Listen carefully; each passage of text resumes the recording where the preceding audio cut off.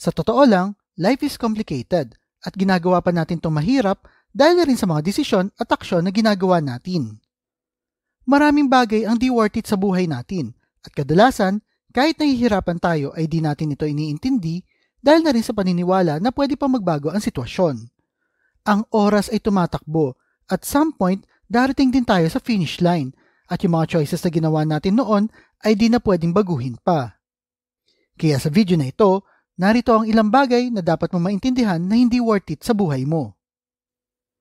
Una ay ang pagiging fake. Nangunguna sa listahan ng pagiging fake kasi ang pagpapanggap na ikaw ay ibang tao at ang pag-asta na hindi katulad ng iyong ugali ay nagdudulot lamang na mas malalim na pagkabaon sa hukay kung nasaan ka na. Ang iyong buhay ay hindi tungkol kung paano ka titingnan ng ibang tao, kundi tungkol sa iyo at sa iyong paghahanap ng kaligayahan at personal na tagumpay. Pareho lamang ang effort ng pagsisinungaling at pagsisikap na maging totoo sa iyong sarili at ito ang isa sa pinakamalaking issue na kinakaharap natin ngayon sa social media. Nagkalat ngayon ang profile ng mga peking buhay tapos ikukumpara mo ang iyong sarili kahit hindi naman totoo ang mga nakikita mo. Kahit pa man maniwala ang ibang tao sa iyong ilusyon, hindi mo matatagpuan ang tunay na hinahanap mo at mababaon ka lang sa kasinungalingan na sinimulan mo. Ang pangalawa ay trabaho na di mo gusto. Siguro ay masaya ka sa trabaho mo, ngunit marami ang di naman masaya sa trabaho nila, ngunit nagtsatsaga lang sila kasi kailangan nila ng pera.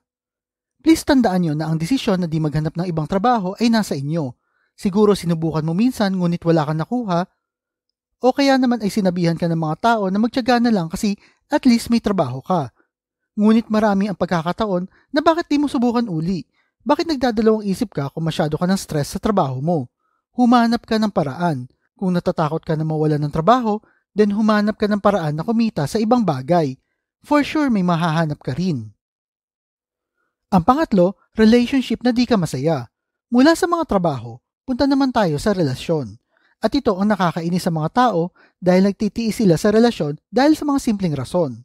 Okay, ayos lang. Inaasikaso niya ang bahay, nagluluto at naglilinis din siya.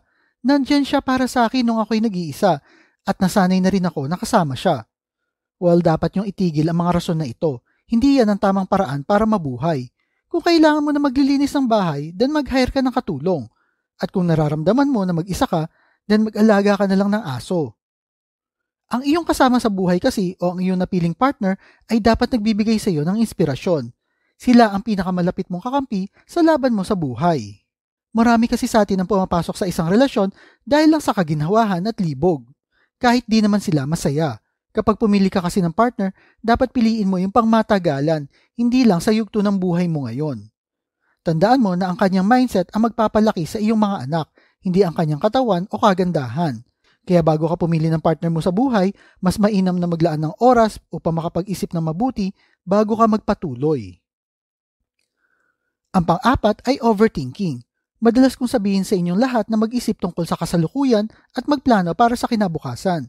Ngunit kapag ikaw ay nahihirapan dahil sa mga bagay na labas sa iyong kontrol, huwag mo itong kalimutan. Ang pag-aalala ay hindi kailanman magbabago ng resulta. Marami sa mga tao ngayon ang palagi nag-iisip ng what if sa mga bahagi ng buhay nila na hindi sila nakabuo ng anumang progress. Kung madalas ka mag-isip, kailangan mong maunawaan na meron ka lamang ilang pagkakataon sa iyong buhay. Hindi ka mabubuhay forever at hindi mo uli makikita ang iyong sarili sa sitwasyon gaya sa sitwasyon mo ngayon. Kaya kapag nagkaroon ka ng pagkakataon o opportunities, do not overthink. Ang panglima ay paghihintay sa tamang pagkakataon. Sa di malamang dahilan, madalas iniisip ng mga tao na sa hinaharap ay magkakaroon ng pagkakataon na lahat ng planeta ay mag-a-align, magbubukas lahat ang pinto at magiging perpekto ang lahat at sila ay magigising na lamang sa isang perpektong buhay na pinapangarap nila. Ang sarap pakinggan, di ba? Sure, magigising ka sa katotohanan pero di sa pangarap mong buhay. Ang pinakamainam na oras upang gawin ang isang bagay ay ngayon. Kung gagawin mo ito ng mas maaga mo rin mapapakinabangan kapag natapos ito. And guess what? Ikaw ang makakatuklas ng pinakamainam na oras at pinakamainam na pagkakataon sa iyong sarili. Hindi ito magpapakita sa harap mo. Ito ay malalaman mo na lang kung tama o mali ang oras kapag tiningnan mo kung paano ka kumilos nung nakaraan. Walang mangyayari sa iyo kung ang mga bagay na gusto mo ay nabuo lang sa isip mo. Ang pang-anim ay ang paglalasing. Alam mo yun, wala ka na nga pera pambili ng bigas, pambayad ng kuryente, pero meron kang pera pang inom. Madalas ang rason mo kasi ay para makapag-relax, pero tuwing day off mo naman, ang gagawin mo lang ay mag-inom at bilangin kung ilang alak ang nainom mo na. Walang ibang progress ang nangyayari sa buhay mo maliban na lang sa hangover na ginagawa kang unproductive. Sa halip na ubusin mo ang oras mo sa pag-iinom, humanap ka ng paraan kung paano ka pa kikita ng pera or better yet, magpahinga ka sa bahay. Total, day off mo naman at kailangan mo yan matapos ang isang linggo ng trabaho. Para kasi sa ibang Pinoy, ito ay isang libangan nila o paraan para ilayo sila saglit sa mga problema na pagising naman nila ay nandyan pa rin. Ang pangpito ay ang pagsubaybay sa mga celebrity. Naghiwalay si ganito tapos si ganito ay nagde-date. Ang malaman mo ba ang impormasyon na ito ay makakatulong sa buhay mo? Yung tipong natalo si ganito tapos magagalit ka? Bakit?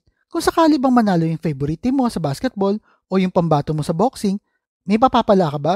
Ano mapapala mo? Bibigyan ka ba ng pera o free vacation? Tandaan mo, sila lang yung mayaman, samantalang ikaw ay nandyan pa rin sa problemang kinakalagyan mo. Ang pangwalo, pilit mong pinapasaya ang lahat ng tao. May famous quote galing kay Steve Jobs, and it goes like this: "If you want to make everybody happy, don't be a leader. Sell ice cream."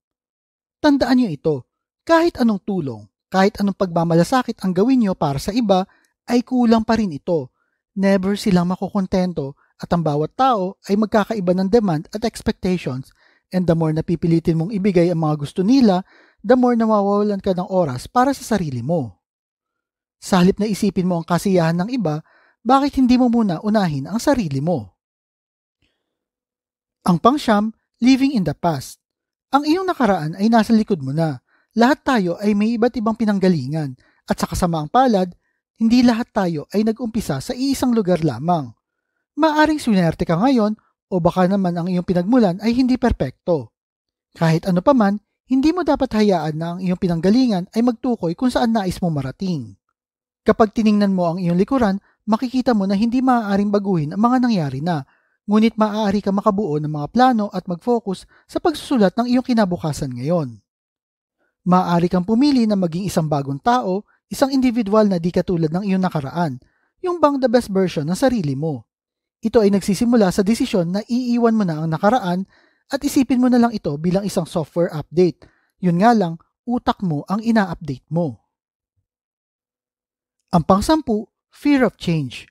Walang magbabago kundi ka magbabago. Huwag ka matakot sa pagbabago dahil ito ay isang paraan para makasabay ka sa mabilis na pag-ikot ng mundo.